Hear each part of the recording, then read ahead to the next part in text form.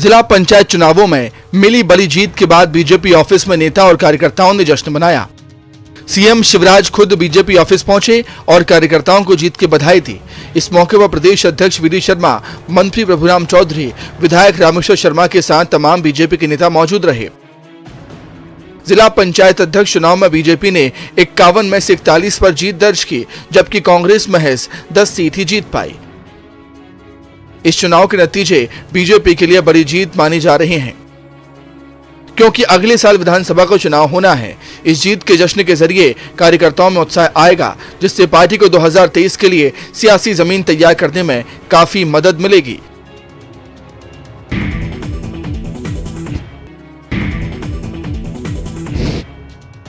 केंद्र के समान डीए और एचआरए की मांग को लेकर छत्तीसगढ़ में कर्मचारियों के आंदोलन का आज अंतिम दिन था।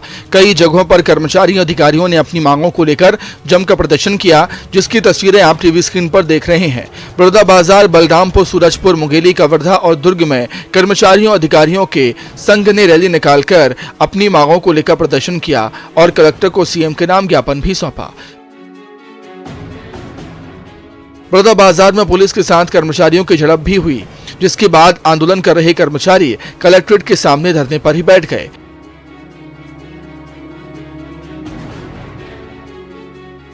कर्मचारी संगठनों ने कहा कि अगर उनकी मांगें नहीं मानी गई तो आगे उग्र आंदोलन किया जाएगा। मतलब कि कर्मचारी अभी रुकने वाले नहीं हैं।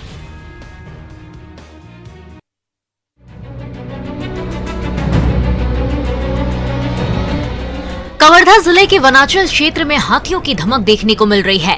अब तक कई दफे हाथियों का दल मध्य प्रदेश की सीमा से छत्तीसगढ़ में आए थे, लेकिन लोगों का किसी भी तरह का नुकसान नहीं देखा गया।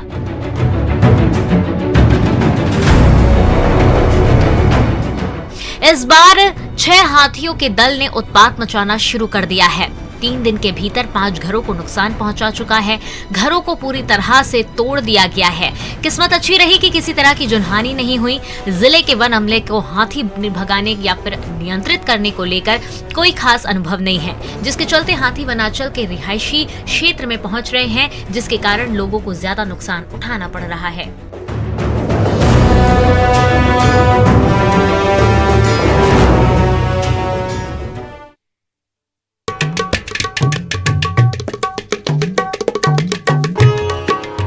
विश्व के सबसे लंबे समय तक चलने वाले पर्व यानी बस्तर दशहरे की विधिवत शुरुआत पाट यात्रा रस्म से शुरू हो गई।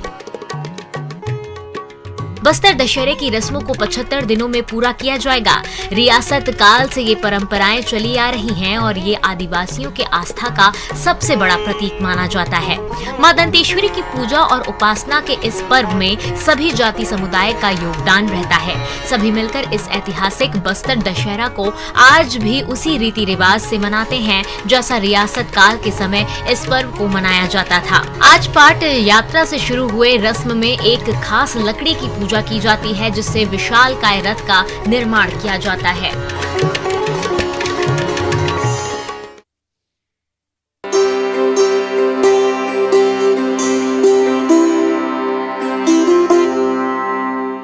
सावन मास में बम बम भोले के जयकारों के साथ कांवड़ यात्रा के नजारे आम होते हैं। लोग जल से भगवान शिव का अभिषेक करते हैं, लेकिन झाबुआ में हरित कांवड़ यात्रा निकाली गई, जिसमें कांवड़िए जल के लोटे की जगह पौधे अपने कंधे पर उठाकर चले।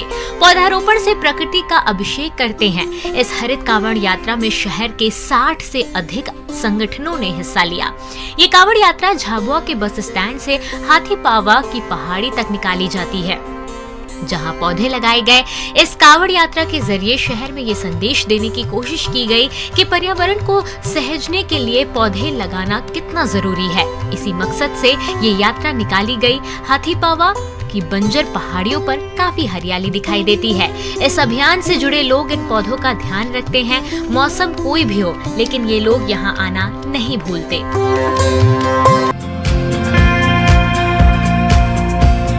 आज अंतर्राष्ट्रीय बाघ दिवस है। पूरी दुनिया से बाघों की न सिर्फ गिनती कम होती जा रही है, बल्कि कई देशों में ये विलुप्त होने के कगार पर है। लेकिन भारत में बाघों की बहार है।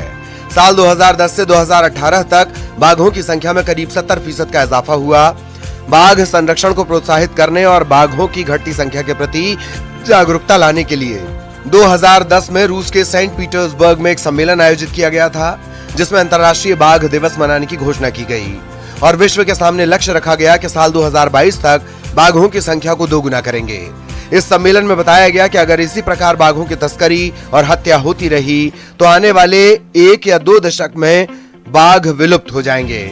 इसके बाद भारत में तेजी से बाघों के संरक्षण और सुरक्षा पर काम हुआ।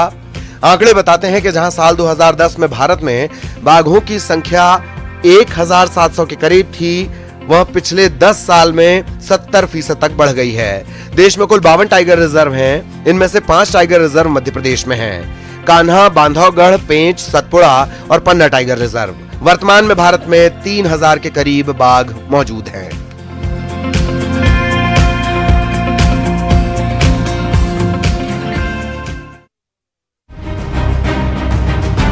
सिवनी में लगातार हो रही बारिश के कारण भीमगढ़ के संजय सरोवर बांध का जलस्तर बढ़ गया है।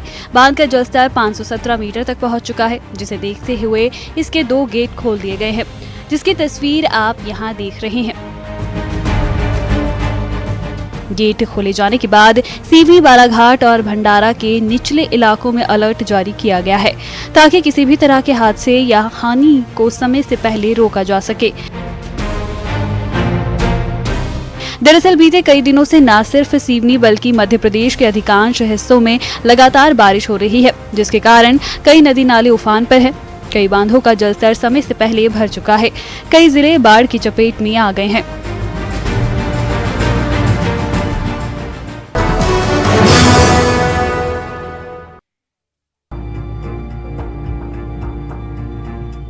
बेड पर मरीज और मौज में चूहे, पार्टी की पूरी तैयारी है, पेट पूजा की बारी है। अस्पताल आए हैं तो क्यों ना हेल्दी डाइट आजमाई जाए। भारी भोजन की जगह तरल ग्लूकोज गटकाया जाए। अस्पताल में मरीजों को ग्लूकोज चढ़ाया जाता है, लेकिन यहाँ चूहों ने सेंधमारी कर दी। ये तस्वीरें देखिए। अस्पताल में मरीज बेड पर लेटा हुआ है, इसे ग्लूकोज चढ़ाया जा रहा है। इसी दौरान पाइप के सहारे एक चूहा नीचे उतरता है, पाइप को कुतर देता है। तभी एक और चूहा आता है और पाइप से ग्लूकोज पीने लगता है। जगदलपुर के बलिराम कश्यप मेडिकल कॉलेज अस्पताल का नजारा बता रहा है कि यह अस्पताल किस कदर बदहाल है। ये तस्वीरें बता रही हैं। यहाँ चूहों के ग्लूकोज पीने का वीडियो सामने आया है। बताया जा रहा है कि अस्पताल में भर्ती मरीज ने इसे कैमरे में कैद किया। ये वीडियो सोशल मीडिया पर वायरल है। हालांकि न्यूज़ 18 इस वीडियो की पुष्टि नहीं करता है।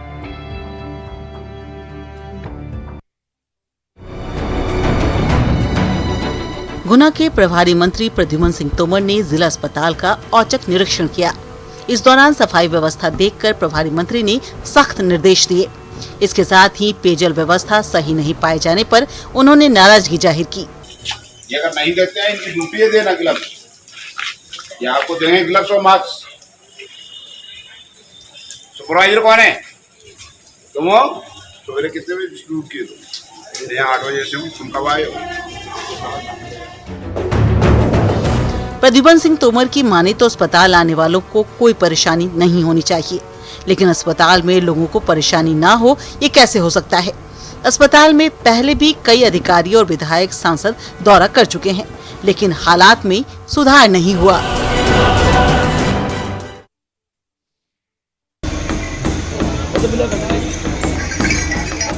कोलकाता के हावड़ा से आए बमों की टोली 100 किलो वजनी केदारनाथ धाम मंदिर की प्रतिमूर्ति लेकर वैजनाथ धाम की ओर निकल पड़े हैं। जहां से भी ये जत्था गुजर रहा है, लोगों की निगाहें झांकी पर ही टिकी रह रही हैं। वैजनाथ धाम जा रहे कांवरियों को केदारनाथ धाम का भी दीदार हो रहा है। मुंगेर कच्ची कांवरिया पथ पर श्रद्धालुओं की भीड़ उमड़ रही है, जहाँ देखो भगवा रंग ही दिख रहा है। कोलकाता हावड़ा से आए 20 कांवरियों का जत्था पूरे श्रद्धा के साथ सुल्तानगंज से जल भरकर बाबा वैजनाथ धाम के लिए निकल पड़ा। पिछले 10 साल से ये सभी ऐसे ही बाबा के दर्शन करने के लिए बाबा धाम के लिए निकलते हैं। कोरोना काल के बाद पहली बार देवघर जा रहे हैं, जिसे लेकर लोगों में काफी उत्साह है। इस झांकी को बनाने के लिए थर्मोकोल, बांस और लोहा का इस्तेमाल किया जाता है, जिसका वजन लगभग 100 किलो है और इसे बनाने में करीब 20 दिन का समय भी लगता है। इन बमों ने 100 किलो वजनी बाबा केदारनाथ धाम मंदिर की प्रतिमूर्ति उठाकर सुल्तानगंज से जल भर वैजनाथ धाम के लिए मुंगेर कच्ची कांवरिया पथ से गुजरे तो 79 लोगों का सर बाबा की भक्ति में झुक गया। जत्था के कांवरियों ने बताया कि पिछले सालों से ही इसी तरह की कई धार्मिक चीजों की प्रतिमूर्ति बना बाबा धाम जाते हैं। आज वे केदारनाथ धाम का प्रतिमूर्ति बना अपने कंधे पर लिए जा रहे हैं। 2 साल के बाद उन्हें बाबा के दर्शन करने का मौका मिलेगा और वो काफी खुश है।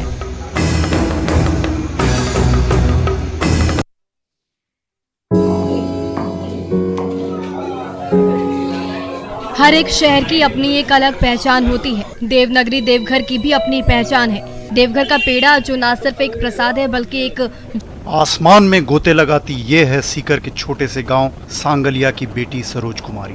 19 साल की बीटेक छात्रा सरोज कुमारी ने यूएसपीए से ए और बी ग्रेड के स्काई डाइविंग में लाइसेंस हासिल किए हैं।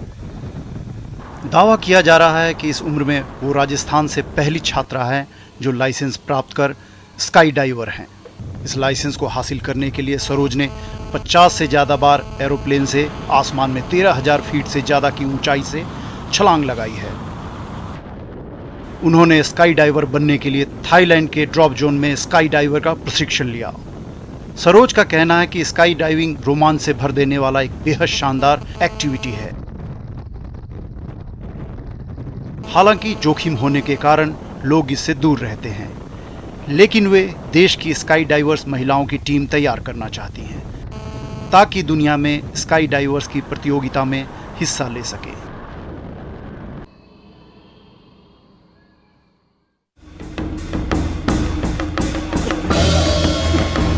उत्तरकाशी में गंगोत्री हाईवे पर पिछले 10 घंटे से लगातार भूस्खलन जारी है, जिसके चलते बंदरकोट के पास 100 मीटर के हिस्से में बड़ा भूस्खलन जोन सक्रिय होने से गंगोत्री हाईवे बंद हो गया है। इस बीच कुछ लोग जान जोखिम में डालकर सफर कर रहे हैं, जिसमें एक व्यक्ति पहाड़ से आए पत्थर से बाल बाल बचा है। न्यूज 18 पर भूस्खलन की एक्सक्लूसिव तस्वीरें आप देख सकते हैं। वहीं प्रशासन ने रूट को देवीधार फोल्ड उत्तरकाशी मार्ग से डाइवर्ट किया हुआ है, लेकिन इसके बाद भी हाईवे बंद होने से भारी परेशानी का सामना सुबह से सफर कर रहे लोगों को उठाना पड़ रहा है। उत्तरकाशी में रुक रुक कर बारिश हो रही है। बारिश के कारण मातली के पास बंदरकोट में गंगोत्री नेशनल हाईवे पर लगातार चट्टानी पत्थर गिरने से आवाजाही ठप है। यहाँ 2 दिन के भीतर राजमार्ग 3 बार बंद हो चुका है। बीती रात भी 11:30 बजे हाईवे यातायात के लिए बंद हो गया था। हालांकि मार्ग को आधे घंटे के अंदर बहाल कर दिया गया। बीती रात भी 11:30 बजे हाईवे यातायात के लिए बंद हो गया था। हालांकि मार्ग को आधे घंटे के अंदर बहाल कर दिया गया। झुंझुनू के खेतड़ी वन्य अभयारण्य सालों पहले बाघों के रहने का एक उपयुक्त स्थान हुआ करता था, लेकिन फिलहाल यहां से बाघों का बसेरा खत्म हो चुका है। ऐसे में अरावली की पहाड़ियों में बने अभयारण्य में बाघों का पुनर्वास किया जाए तो इलाका एक बार फिर बाघों से गुलजार हो सकता है। एसीएफ गुलजारी लाल ने बताया कि ये सच बात है कि वर्षों पहले खेतड़ी के जंगलों में बाघ रहा करते थे, लेकिन अभी सिर्फ यहाँ 1 दर्जन के करीब पैंथर हैं। यदि उनके रहने के लिए उपयुक्त संसाधन जुटाए जाएं, तो एक बार यहाँ पर बाघ संरक्षित रह सकते हैं। उन्होंने बताया कि दरअसल खेतड़ी वन्य अभयारण्य की पहाड़ियों में जूली फ्लोरा अत्यधिक मात्रा में है, जो बाघों के संरक्षण में बड़ी बाधा है। इन कटीली झाड़ियों के कारण घास फूस भी नहीं उग पाती है, जिसके कारण खरगोश, चिंकारा, चीतल, सांबर जैसी शाकाहारी जीव जंतु नहीं रह पाते हैं, जो बाघ का पसंदीदा भोजन होते हैं। खेतड़ी जो पुराने बाघों की शरण स्थली रहा है, कालांतर में कुछ विशेष कारणों से इसमें बाघ धीरे धीरे होकर अलुप्त हो गए हैं। वर्तमान समय में वन्य जीव कंजर्वेशन, उसी की धारणा पर वन्य जीव कंजर्वेशन घोषित करके पैंथर कंजर्वेशन रिजर्व तक इसको अपडेट कर लिया गया है।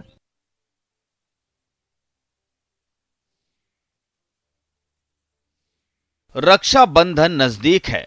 भाई बहन के पवित्र प्रेम के प्रति के रूप में मनाया जाने वाला त्योहार हमारी परंपरा में विशिष्ट स्थान रखता है। इस मौके पर बहनें अपने भाइयों की कलाई में राखी बांधकर उनकी सुख समृद्धि की कामना करती हैं, तो भाई भी अपने प्राण देकर भी बहनों की रक्षा का संकल्प लेते हैं।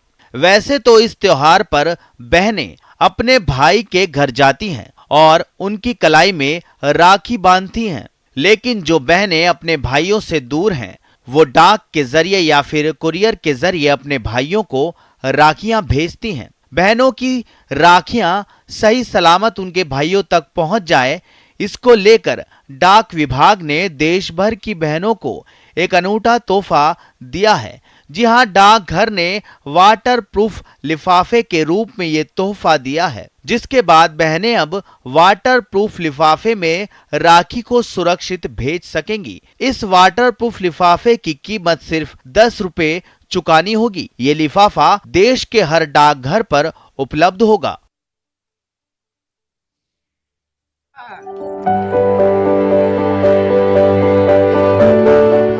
टीवी स्क्रीन पर दिख रहा ये दृश्य राजस्थान के किसी मरुस्थलीय इलाके का नहीं, बल्कि बिहार के औरंगाबाद जिले के मदनपुर प्रखंड का है, जहां के बनिया पंचायत के लोग अपने गांव में 2 किलोमीटर दूर से ढो ढो कर पानी ला रहे हैं। जिंदा रहने के लिए किसी तरह अपना गला तर रखने की यह जद्दोजहद अब इनकी नियति बन चुकी है, क्योंकि गांव में ना तो कोई कुआं है और ना ही कोई हैंडपंप भी चालू है। और तो और सीएम नीतीश कुमार के ड्रीम प्रोजेक्ट में भी ठेकेदारों ने इनके साथ घोर अन्याय किया है, जिसने कुछ जगहों पर सिर्फ पाइप बिछाकर पैसों का बंदरबाट कर लिया है। पानी ढोटी बनिया पंचायत की इन महिलाओं से जब बात की गई तब ये बिफर पड़े। उन्होंने बताया कि अपनी तथा अपने परिवार की जिंदगी यदि बचानी है तो पानी कहीं न कहीं से लाना ही पड़ेगा। उनका गुस्सा स्थानीय जनप्रतिनिधियों के भी खिलाफ था, जिन्होंने आज तक इनके साथ सिर्फ छलावा ही किया है। चुनाव के दौरान सब जवाब दिखाकर इनका वोट तो नेताओं ने जरूर ले लिया, मगर जीत के बाद फिर कभी इस तरफ लौट कर नहीं आए। वहीं अपने कंधों पर पूरे जिले के लोगों की प्यास बुझाने का जिम्मा संभाले पीएचईडी के अधिकारियों से जब बात की गई, तब इन्होंने अपना ठीकरा पंचायती राज्य पर फोड़ दिया और खुद को पाक साफ बता डाला।